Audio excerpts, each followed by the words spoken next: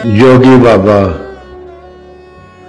तेरे गले से लिपटी तेरी दुआ, जब पूछे तुझे कि बाबा वो जो सामने बंद दरीचा है, उसमें जो कभी कबूतर थे जिनके सुरीले नगमात से मेरे दिल को बहुत करार था, वो किधर गए, वो क्यों गए।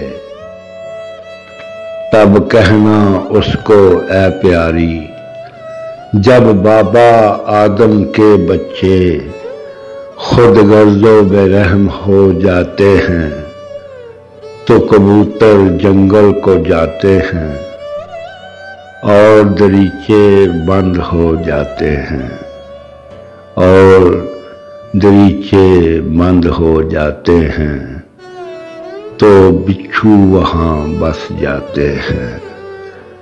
आओ झूला झुलाऊं तेरे सदके जाऊं, आओ झूला झुलाऊं तेरे सदके जाऊं।